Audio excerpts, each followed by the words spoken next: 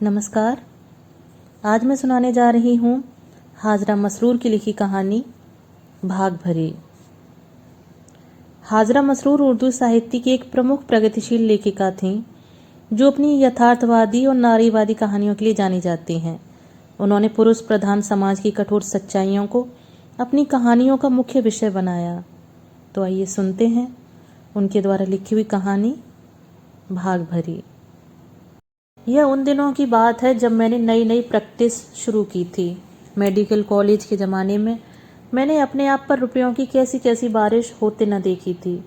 अपने बड़े बड़े प्रोफेसरों की लंबी लंबी कारें देख आदमी और सोच भी क्या सकता था, मगर जब डिग्री लेकर इस बाजार में आई तो मालूम हुआ कि गली के अंदर घटिया से कमरे पर बोर्ड लगाकर बैठने से वही दौलत वापस आनी मुश्किल है जो बेवा माँ के जेवरात बिक बिक कर फीसों और किताबों पर खर्च हुई। आगे चलकर मैंने क्या रुख इख्तियार किया यह एक अलग किस्सा है, जिसका जिक्र करना इस मौके पर जरूरी नहीं। हाँ, तो उन दिनों जब पहली बार मुझे दूर दराज के एक गांव में जचगी का एक केस करने की दावत मिली तो मैं काफ़ी खुश हुई। बज़ाहिर मैंने मुंह बनाया और अपने तमाम मरीजों की परेशानियों का जिक्र किया, मगर जब सीधे सादे मुच्छर संदेशवाहक ने मेरा भाव एकदम बढ़ा दिया तो मैं फौरन तैयार हो गई। 200 रुपये रोज कम नहीं होते। मैं हैरान रह गई कि शहर की दूसरी चलती हुई डॉक्टरनियों से बचकर यह मेरे पल्ले कैसे पड़ गया। मैंने जल्दी से अंदर जाकर माँ से जिक्र किया, लेकिन जो खुश होने के बजाय परेशान हो गई। बोली, हटाओ, दूर की बात है, जवान कुंवारी लाख डॉक्टर हो फिर भी। माँ की इस फिर भी से मैं भी परेशान हुई, लेकिन फिर एक तरकीब समझ में आ गई। मैंने अपने छोटे भाई से कहा कि वह दौड़कर साइकिल पर जाए और कॉलेज से कम 6 दिन की छुट्टी की दरख्वास्त दे आए, और साथ ही मैंने घर की पुरानी नौकरानी माई को सफ़ेद शलवार कमीज़ पहनाकर बतौर नर्स साथ चलने पर आमादा कर लिया। जब वापस अपने दवाखाने के उजड़े कमरे में गई तो यह बात भी फौरन तय हो गई कि नर्स को 10 रुपये रोज मिलेंगे। फिर मैंने पूछा कि वहाँ ट्रेन या बस किस वक्त जाएगी। कार लाया हूँ, जवाब मिला, और मैं ये सोचकर परेशान हो गई कि देहात से शहर तक पहुँचते पहुँचते कार कहीं इतनी बेकार न हो गई हो कि रास्ते में परेशानी उठानी पड़े। लेकिन जब मैं अपने 2 मुहाफिजों के साथ माँ को दुआएं पढ़ते छोड़कर निकली और गली तय करके सड़क पर आई तो बिल्कुल नई कैडलिक देखकर मेरे चेहरे का रंग जरूर बदल गया होगा। मैं पछताई कि मैंने फीस और ज़्यादा क्यों नहीं मांगी। रास्ते में मेरे छोटे भाई ने कुरेद कुरेद कर यह मालूम किया कि हम जिला सरगोदा के एक जागीरदार के यहाँ जा रहे हैं। जागीरदारनी की जिद थी कि लाहौर से डॉक्टरनी बच्चा जनाने आए हैं। बड़े अरमानों की पहली जस्की थी। कई घंटे के सफ़र के बाद हम लाहौर से एक दूसरी दुनिया में दाखिल हुए। एक छोटे से गांव में एक बड़ी सी हवेली हमारी मंजिल थी। बड़ी सी बैठक के दरवाजे पर पीली पड़ती धूप में 1 दर्जन शिकारी कुत्तों को शाम का राशन बांटा जा रहा था और 10-12 आदमी उन कुत्तों की जंजीरों से लिपटे हुए थे। हमारे आने पर वे चौंके, लेकिन फिर कुत्तों की जंजीरों पर जुट गए। उसी पीली धूप में गद्देदार कुर्सी पर मेरे 200 रुपयों रोज के दाता मलिक गुल नवाज आलती पालती मारे बैठे थे। सफ़ेद नीली सिल्क की तहमद और नीली सिल्क की कमीज़, सिर पर बगैर कुलाह की पगड़ी और कलाई पर बाज मलिक के हाथ पर रखी हुई फाख्ता के पर बिखेर बिखेर कर ताज़ा ताज़ा गोश्त नोच रहा था। यह वक्त बाज के रातिब का भी था। कैडिलक के उस मालिक का तसव्वुर मैं ख्वाब में भी नहीं कर सकती थी। फिर भी उस माहौल से मैं काफ़ी डर सी गई थी। डॉक्टरनी साहब, काफ़ी तकलीफ़ उठाई आपने, मैं आपको खुश कर दूंगा, मालिक ने गहरी नज़रों से देखते भारी आवाज़ में कहा।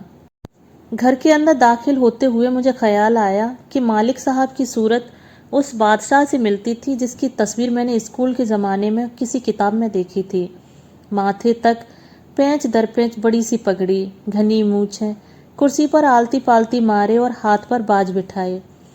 बस मांग क्या मांगता है कहने की कसर थी। जनान खाने का माहौल लिबास और सजावट की तब्दीलियों के अलावा ऐसा ही था जैसा आमतौर पर हमारे पुराने ठाट के बड़े घरों में होता है। सहन में रंगीन पीढ़ियों पर काफ़ी से ज़्यादा औरतें तहमद और मोटी रेशमी किनारे वाली चादरें लपेटे फिक्रमंद शक्लें बनाए बैठी थी, और एक खेस से ढके हुए पलंग पर एक बूढ़ी फिक्रमंद सी बैठी हुई नसबाज सुड़क रही थी। मैंने अंदाज़ा लगा लिया कि ये घर की बड़ी बूढ़ी होंगी। सचमुच यही मालिक की वालिदा बड़ी मालकिन थी। मुझे पूरी उम्मीद थी कि वह उठकर मेरा इस्तकबाल करेंगी, लेकिन वह उम्मीद पूरी न हुई। मैं ठिठकती हुई पलंग के करीब रुक गई।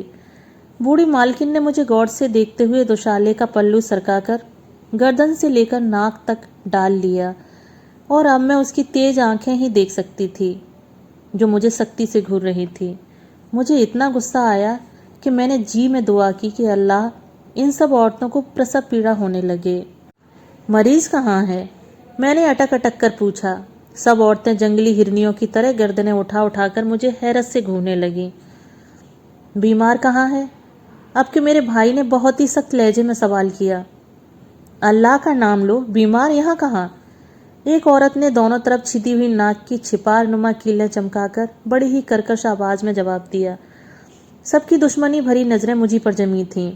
मैंने समझा मैं देर से पहुंची ही, इसीलिए सबकी नफरत का निशाना हूँ। शायद बेचारी खत्म हो चुकी, और मैं अफसोस से डूबी हुई दोबारा मालिक की सोफों की ठुसी हुई बैठक में पहुंच गई। अफसोस है मालिक साहब, मैं मरीजा को नहीं देख सकी। मैंने देखा कि इस फिक्रे से मेरे भाई के चेहरे का रंग यूं उड़ गया जैसे उसे सदमा पहुंचा हो। जाहिर है मेरे भाई को तालीम के लिए फीस की ज़रूरत भी होती है, मगर मालिक साहब के पीले हुए चेहरे पर मुस्कुराहट आ गई। ओफो डॉक्टरनी साहब, मैंने अभी तक वालिदा से जिक्र नहीं किया था कि लाहौर से डॉक्टरनी बुलाई है। यह कहकर मालिक साहब उठ खड़े हुए और मुझे अपने साथ आने का इशारा किया। मगर मालिक साहब, अब अंदर जाने से क्या फ़ायदा? मैंने गर्दन झुकाकर कहा। डॉक्टरनी साहब, आप बुरा न माने। दरअसल मेरी वालिदा रस्म व रिवाज के खिलाफ जाना पसंद नहीं करती, इसलिए मैंने पहले जिक्र करना मुनासिब नहीं समझा। वह जरा शर्मा कर बोले और मैं कुछ न समझकर उलझती हुई उनके साथ हो ली। लेकिन घर के अंदर पहुंचकर मालिक और बड़ी मालकिन में झकझक शुरू हो गई। वह बार बार मेरी तरफ इशारा करके मुंह बनाती और बेटे से कहती, बीमार बीमार, बीमार कहती है। यह किस्सा मेरी समझ में नहीं आ रहा था। बाद में मालिक ने गहरी नज़रों से मुझे देखकर धीरे से बताया। बड़ी मालकिन को यह बात नागवार गुजरी कि आपने पहले ही जच्चा को बीमार कह दिया। जच्चगी आप जानती हैं मुबारक चीज़ है, वगैरह वगैरह। वह सामने महल में है। मालिक ने एक लंबे कमरे के दरवाजे की तरफ यूं इशारा किया जैसे इच्छित मोती का पता दे रहे हों, और मैं बजाय हंसने के और खिसिया कर रह गई। सिर्फ एक दरवाजे वाले लंबे से अंधेरे कमरे में जच्चा को देखने के लिए मुझे खिड़कियों और रोशनदान ढूंढने के लिए नज़रें दौड़ानी पड़ी, और फिर मायूस होकर मैंने उन औरतों की तरफ ध्यान दिया जो उस कमरे में मौजूद थीं। एक सीढ़ी बुढ़िया होने वाली माँ का पेट पकड़े पलंग पर चढ़ी बैठी थी, और उस जैसी कई औरतें उसके हाथ पांव और सिर दबा रही थीं। सबने मुझे इस तरह देखा। मैंने बच्चा की बजाय महल की सजावट देखनी शुरू कर दी। कमरे के हर कोने में बिछे हुए रंगीन पलंग और खूबसूरत खेस, दीवार पर किस्म किस्म के बर्तन, आईने और पंखे। तो यह महल है, मैंने सोचा। जच्चा 30-35 साल की औरत थी जो अपने इलाके के तमाम जेवरात पहने हुए थी। अगर उसको प्रसव पीड़ा न हो रही होती तो काफ़ी खूबसूरत नजर आती। मैंने अपनी माई की तरफ देखते हुए कहा कि जच्चा को फौरन उस ठुसे हुए घुटे कमरे से किसी और जगह ले जाया जाए। माई ने औरतों के सामने तजवीज़ रखी और हुल्लड़ सा मच गया। उंगलियां नाक और होठों पर पहुंच गईं, और हुल्लड़ में बड़ी मालकिन हाँफती हुई आ गईं। मेरी तजवीज़ उनकी आम सहमति से रद्द हो गई, क्योंकि इस किस्म का कमरा जनान खाने का महल कहलाता है, और ज़रूरी है कि घर की बहू इसी जगह अपने बच्चे को जन्म दे। औरतें कमरा खाली कर दें। मेरी दूसरी तजवीज़ भी नामंजूर हो गई, क्योंकि गैर औरत के हाथ में जच्चा को सौंप देना उनके हिसाब से हिमाकत थी। लिहाजा मैंने माई से कहा कि वह जच्चा के पायती खेस की ओट करें ताकि मैं मरीजा का मुआयना कर सकूं। पहली जचगी थी, मरीजा ने बताया। बड़ी मिन्नत और मुरादों के बाद ये दिन पूरे हुए हैं, वरना पहले तो कभी 9 महीने पूरे ही ना होते। एक फकीरनी कहती थी कि जान रहेगी माँ या बच्चा। मैम साहब, दोनों को बचाओ, बड़ा इनाम देंगे, खुश कर देंगे। मरीजा दर्द और खौफ से सफ़ेद हो रही थी। मैंने उसे तसल्ली दी और कहा कि सब ठीक है। यह सुनकर कृतज्ञता से मरीजा के आंसू निकल आए और नाक बह आई। रूमाल से उसके आंसू पहुंच चुकने के बाद नाक पहुंचने में बड़ी दिक्कत हुई, क्योंकि हीरे की बड़ी बड़ी कीलों से नथुने ढके हुए थे। मैंने देने को तसल्ली दे दी, मगर यह किस्सा सुनकर खुद परेशान सी हो गई। पक्की उम्र की औरत की औलाद जरा मुश्किल से होती है, और फिर जच्चा को दर्द भी बड़े बेतुके थे और बच्चे की दिल की हरकत सुस्त। मैंने अल्लाह मियाँ से दुआ की कि इज्जत रख लेना, वरना वापसी के लिए कैडिलक तो क्या खाक मिलेगी। रात आ गई। औरतें उसी तरह आपस में बोलती रहीं और बारी बारी मरीजा का जिस्म दबाती रहीं। माई ने एक दफ़ा चुपके से कहा कि मैं भी मरीजा का पेट पकड़ लूं, क्योंकि औरतें कहती हैं यह डॉक्टरनी मुफ्तखोरी है, हाथ धरे बैठी है। मैंने माई के हुक्म की तामील की। जब मरीजा जोर से कराहने और होठ काटने लगी तो मैंने सब औरतों से बाहर निकल जाने को कहा, लेकिन कई औरतें लपकी और पलंग के पास 2 ईंटें रख दीं। फिर सब मिलकर जच्चा को उठाने लगीं ताकि वह ईंटों पर उखड़ू बैठ जाए। बिस्मिल्लाह, खैर अल्लाह। मरीजा उनके हुक्म की तामील कर रही थी और मैं सूरत हाल देखकर खौफ से चीख पड़ी, सब छोड़ दो, भाग जाओ यहाँ से, तुम सब इसे मार डालोगे। औरतें इस दखलंदाजी पर हुल्लड़ मचाने लगीं। माई ने मरीजा को बाजुओं से पकड़कर लिटा दिया और मजबूरन बगैर किसी ओट के बच्चे को सबके सामने पैदा करना पड़ा। बच्चा कमजोरी सी आवाज़ में रोने लगा। मुबारक सलामत का शोर उठा और बाहर से जितनी औरतें अंदर आ सकती थीं आ गईं। बाकी दरवाजे से अंदर झांकने की कोशिश करने लगीं। मैं देख रही थी कि इस वक्त जच्चा की हालत ख़राब है। मैंने ब्लीडिंग कम करने के लिए उसे इंजेक्शन कोहनियों के टहोकों के दरमियान दिया। सुई देखकर कई औरतें दर्द से कराह उठीं। जच्चा को गश आ गया था। अचानक बाहर बंदूकों से फायर होने लगे और फिर ढोल नफीरियां बजने लगीं। इसके बाद रस्मों और शगुनों का एक लंबा सिलसिला शुरू हो गया और कई बार मेरा ध्यान जच्चा की तरफ से हट गया। जाहिर है कि मेरे लिए ये सारी चीज़ें दिलचस्प थीं, मगर यह अजीब बात थी कि उस घर में मौजूद तमाम लोगों का रवैया अभी तक मेरे लिए दोस्ताना नहीं था। हालांकि मैंने कई रस्मों में दूसरी औरतों की देखा देखी रुपए भी दिए, चूंकि मुझे कदम कदम पर जच्चा और बच्चा की ज़िंदगी की खातिर उनसे झगड़ना भी पड़ता था, इसलिए मेरी दिलजोई ऊपर ही ऊपर रह गई। रात भर ढोल बजी। जच्चा को पूरी नींद लेनी चाहिए थी क्योंकि उसे बुखार था, मगर वह उस हंगामे में इतनी दिलचस्पी महसूस कर रही थी कि मैं मजबूरन खामोश रही। सुबह जब मैं नाश्ते के लिए मालिक साहब के बुलावे पर बैठक में गई तो मेरे भाई ने बताया कि बाहर भी रात भर आतिशबाजी छूटी और मालिक के सैकड़ों खेतिहरों ने नाच गाकर सुबह की। मालिक साहब को बच्चे की पैदाइश पर बड़े तोहफे मिले। मैं उन तोहफों वाली रस्म पर काफ़ी हैरान हुई, लेकिन दूसरे दिन मेरी हैरानी शदीद खौफ में तब्दील हो गई जबकि यह वाक़या हुआ। एक तो सर्दी का ज़माना, उस पर से सवेरे से ही बादल आने शुरू हो गए। मैं नहाना चाहती थी क्योंकि मुझे अपने जिस्म पर मनो गंदगी लिपटी हुई मालूम हो रही थी। यह तो मैंने बिल्कुल तय कर लिया था कि इस घर में मेरी सबसे तनातनी है, इसलिए मैंने नहाने के लिए गर्म पानी किसी से तलब न किया। रात भर की जगाई के बाद और बुखार की शिद्दत से थोड़ी नींद लेने के बाद जच्चा ने मेरी तरफ करवट ली और उसकी आंखें हीरे की कीलों के साथ चमकी तो मैंने उससे कहा, क्या नहाने के लिए गर्म पानी मिल जाएगा? बिस्मिल्लाह, ज़रूर नहाओ जी। और फिर उसने मुस्कुराकर बच्चे को घेरे बैठी औरतों में से एक से कहा, भाग भरी से कहो कि मैम साहब के लिए पानी गर्म कर दें। जच्चा को इंजेक्शन देने के बाद मैंने माई से कहा कि सूटकेस से मेरे कपड़े निकाले।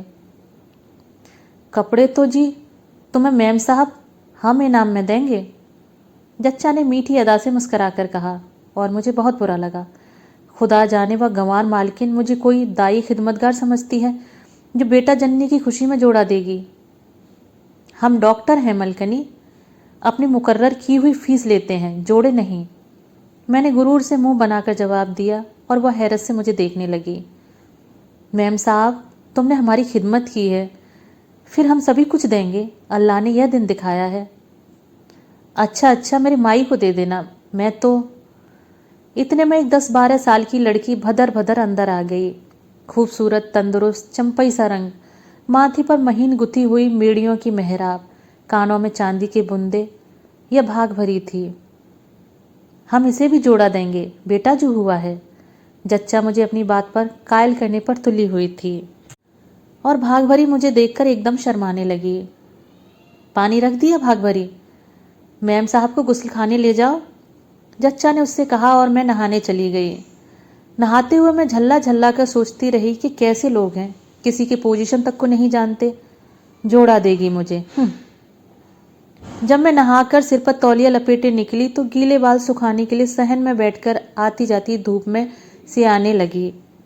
भाग भरी ने किसी कोने से मुझे देखा और दौड़कर मिट्टी के कंकारों वाली अंगीठी लाकर मेरे पास रख गई। उस वक्त भाग भरी मेरे दिल को भा गई। घर में बड़ी चहल पहल थी, औरतों पर औरतें उमड़ी चली आ रही थीं। उस वक्त फिर गाने बजाने का प्रोग्राम था। अचानक मलिक साहब खांसते खांसते जनान खाने की तरफ आए। मुझे गहरी गहरी नज़रों से देखा।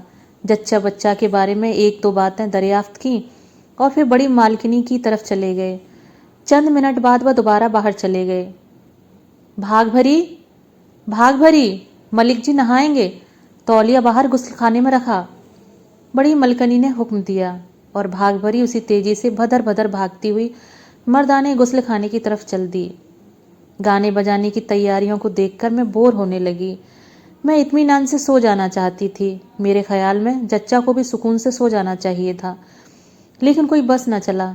मैंने उस वक्त सोचा कि किसी पश्चिमी लेखक का कौल है कि देहात सेहत बख्श कब्र हैं, मगर मेरे अल्लाह ये कब्रें कितनी शोर भरी हैं, कितनी जिद्दी हटीली लाशें, कितना साम्य है। मैं तो हूँ ही शहर का कीड़ा, मगर शर्त बदकर कह दूँ कि शहर की मुर्गी या कुत्ते तक को यहाँ ले आओ तो साधनावस्था में जाकर जान दे दें। मैं निहायत तलखी से सोचती रही और बस सोचती रही। मुझे अपने रोज के 200 रुपयों का ख्याल तक न आया और फिर जैसे साधनावस्था में झोंक दी गई। दरअसल मुझे सख्त नींद आ रही थी। अचानक भाग भरी रोती घुटती मेरे पास से गुजरी। उसका मुंह सुर्ख हो रहा था। एकाएक वह डगमगाई और जमीन पर गिर पड़ी। उसका नीला तहमद खून के धब्बों से लाल हो रहा था। मैं दौड़कर उसे उठाने लगी। काएं काएं शुरू हो गई और एकदम बावर्ची खाने से एक औरत दौड़ती हुई आकर महीन सुरीली आवाज में रोने लगी। वह भाग भरी की माँ थी। भाग भरी ने फौरन आंखें खोल दी। माई, मलिक जी, मलिक जी, माई। भाग भरी ने माँ की तरफ हाथ फैलाकर कहा और आंखें बंद कर लीं। फिर माँ जोर जोर से बिलाप करने लगी। जाहिर है कि क्या हो चुका था। मैं कुंवारी लड़की दहशत से कांप रही थी। तमाम औरतें इकट्ठा हो गईं। माई मुझे कपकपाती देखकर सहारे से जच्चा वाले कमरे में ले आई। अचानक सहन में बड़ी मलकनी की दबंग आवाज शोर करने लगी। माई दोबारा टोह लेने बाहर चली गई। मैं सुन्न सी बैठी रही। थोड़ी देर बाद जरा सी खामोशी छा गई। जच्चा अब तक आंखें फाड़े बाहर की आवाज़ों पर कान लगाए हुई थी। जब माई बाहर से आई तो उसने चुपके चुपके किस्से को संक्षिप्त करके सुनाया कि बड़ी मलकनी भाग भरी की माँ को रोक रही थी कि बच्चे वाले घर में रोना मत डालो, लेकिन वह अपनी बच्ची की हालत पर बिलाप करती ही रही। तो बड़ी मलकनी आपे से बाहर हो गई कि तेरी लड़की खुद मस्तानी हुई है, तौलिया रखकर वहां रुकी क्यों, मर्द है क्या करें। और यह भी कहा कि बड़ी बेटी की इज्जत की दुहाई देने आई है। वह दिन भूल गई जब तेरा खाविंद खेतों पर होता था और तू मलिक जी की बैठक में होती थी। भाग भरी की माँ ने रो रो कर अपने बराबर बालियों से फरियाद की तो बड़ी मलकनी और भी जल गई कि देखें कौन है मरियम की बीवियां जिन्हें तू पुकार रही है। इस पर धीरे धीरे खामोशी हो गई। भाग भरी की माँ जब रोने से बाज न आई तो मलकनी ने उसे धक्के मारकर घर से बाहर निकाल दिया। जाती हुई भाग भरी को ले जाना चाहती थी, मगर जवाब नहीं मिला। नहीं जाएगी, आज काम बहुत है हवेली में, सब रिश्ते नाते वाले जमा हैं। ऐसी कौन सी मौत आ गई है भाग भरी को। हाय लौंडिया खून से तरबतर है। तौबा मेरी, कैसे बेवकूफ़ लोग हैं। खामखा भाग भरी की माँ को और गुस्सा दिलाया। वह ऐसे गुस्से में गई है कि पुलिस लाएगी, देख लेना। माई ने समापन के तौर पर एक जोरदार आह खींची और सोच में डूब गई। मैंने डरते डरते जच्चा की तरफ देखा। वह खामोश और संजीदा लेटी हुई थी। उसके पहलू में उसका मिन्नतों और मुरादों का पहला बच्चा गंडा और तावीज़ों से गुथा पड़ा था। मैंने सोचा इंसान के साथ शैतान क्यों लगा हुआ है। अब यह पहला बच्चा देखो और बाप के लिए जेल का दरवाज़ा खुला हुआ है। खैर, चाहे मुझे जच्चा पर कितना ही रहम क्यों ना आए, मैं तो सच्ची गवाही दूंगी, भले ही मुझे 200 रुपये रोज के न वसूल हों। इसके बाद बाहर सहन में जोर जोर से ढोल ढमकने लगे और किसी बोल के गीत गूंजने लगे। मैं उस मौके पर ढोल की आवाज़ से हौल गई। गीत के बोल सुनकर उदास लेटी हुई जच्चा को जैसे होश आने लगा। और उसने मेढ़ियों से गुथा हुआ सिर आहिस्ता से बच्चे पर झुका दिया और उसे हौले से चूमकर रहस्यात्मक ढंग से मुस्कराई। ऐसी एहतियात भरी मुस्कुराहट जैसे वह मकड़ी के जालों जैसी हो और वह डर रही हो कि कहीं कोई तार न टूट जाए। मैंने एक आह भरकर कहा, बच्चे की किस्मत भी कैसी है। नसीबों वाला है, जीवे मेरा लाल, जच्चा ने चौंक कर जवाब दिया। मैंने सोचा, मुझे बच्चे के बारे में ऐसी बातें नहीं कहनी चाहिए थी। माँ का दिल बड़ी से बड़ी मुसीबत और तबाही की जिम्मेदारी भी अपने बच्चे पर नहीं डालेगा, मगर फिर भी मैंने कानून के बारे में अपनी जानकारी सबकी सब उसके सामने उगल दी। वह ताज्जुब व खौफ से आंखें फाड़े मेरी बातें सुनती रही और फिर एक लंबी सांस लेकर बच्चे को चूमने लगी। बुखार से या न जाने क्या सोचकर जच्चा का चेहरा सुर्ख हो रहा था। मैं खामोश हो गई। हवेली की अंगनाई में ढोल के साथ गीतों के बोल लहराते रहे। एक औरत अंदर आई और उसने जच्चा पर झुककर कुछ कहा जो मैं सुन न सकी। मैंने जच्चा का टेम्परेचर लिया। बुखार और भी तेज हो गया था। बच्चे को भी बुखार था।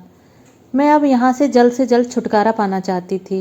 होने को तो यह भी हो सकता था कि मैं दवाएं देकर रुखसत हो जाती, मगर मुझे अपने पाँव में एक जंजीर सी बंधी मालूम हो रही थी। जाहिर है ये जंजीर कौन सी थी। थोड़ी देर बाद वही औरत आई। जरा पहले जच्चा से खुसुर फुसुर कर गई थी, अब उसके साथ भाग भरी थी। भाग भरी की आंखों में वह शर्म नहीं थी जो पहली बार इस कमरे में आते हुए उसकी आंखों में देखी थी। वह किवाड़ का सहारा लिए चुपचाप मेरी तरफ देख रही थी। मैम साहब, इसका इलाज भी करो, जच्चा ने गिड़गिड़ाते हुए कहा और मैं उस देहाती जागीरदारनी की महानता के सामने सन्नाटे में आ गई। भाग भरी की तकलीफ का जो भी इलाज मुमकिन था मैंने किया। भाग भरी उस वक्त कितनी भावना विहीन हो रही थी। एक दिन और गुजर गया। दूध उतरने की वजह से जच्चा का बुखार बहुत तेज हो गया। वह बार बार अचेत सी हो जाती, लेकिन उसी दिन मैं वापस चल दी। शायद मैं जच्चा की हालत देखकर एक दिन और रुक जाती, लेकिन उसी दिन चल देने में मेरी माई का शदीद इसरार शामिल था। किस्सा यूं हुआ कि सुबह सुबह अपने भाई के साथ कीमती सोफों से ठुसे दीवान खाने में मुर्ग और पराठों का नाश्ता कर रही थी और मलिक साहब मुझे जच्चा बच्चा की खैरियत पूछ चुकने के बाद बाहर धूप ले रहे थे। उनके शिकारी कुत्तों को सुबह का रातिब बांटा जा रहा था। करीब ही कहीं ढोल नफीरियां बज रही थीं और उस लम्हे में मैंने तय किया कि 1-2 दिन और रहना चाहिए। पैसे बन रहे हैं। इस लम्हे के बाद करीब के मकान की ओट से निकलकर भागभरी की माँ आती नजर पड़ी। जाड़े की धूप में उसका स्याह तहमद सुर्ख लंबा कुर्ता और गहरी जर्द चादर चमक रही थी। वह धीमी चाल से चल रही थी। उसके सिर पर एक बड़ा थाल था जो गोटे लगे सुर्ख दुपट्टे से ढका हुआ था। उसके पीछे और भी कई औरतें थीं। वह भी कुछ न कुछ सिर पर उठाए हुए थीं और मर्द भी थे। कुछ लोग नाच रहे थे और कुछ लोग नफीरियां बजा रहे थे। भाग भरी की माँ के नेतृत्व में यह जुलूस बिल्कुल करीब आ गया। रातिब पर झगड़ते हुए कुत्ते भौंकने लगे। ढोल की धम धम और उचकते फानते मर्दों की हाव हू से मलिक साहब के हाथ पर बैठा हुआ बाज एकदम उड़ा और अपनी जगह पर जा बैठा। और सबके बाद अकड़ते बरतते घोड़े की लगाम एक शख्स की तरफ उछालकर थानेदार मलिक साहब की तरफ बढ़ा।